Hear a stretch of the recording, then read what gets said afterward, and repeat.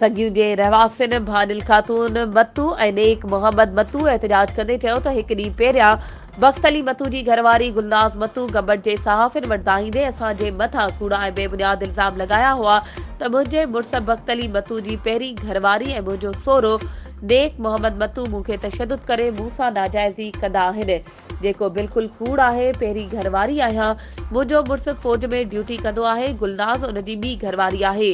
असां न उन ते तशदुद कयो आहे, न ई का नाजाइज़ी कई आहे। अयूब ॿुघियो गुलनाज़ खे वर्गलाए असांजे घर में झेड़ो कराए ऐं असांजे घर अंदरि पयल समूरो सामान जंहिंमें रोक 12 लख सोन ऐं मोबाइल फोन ऐं ॿियो क़ीमती सामान गुलनाज़ चोरी करे फरार थी वई आहे। असां SHO सूबेदारो ऐं वसवारनि खे अपील था करियूं त गुलनाज़ अगरि असां वटि रहण नथी चाहे त असांजे घर मां चोरी थियल सामान वापसि कराए ॾिनो वञे।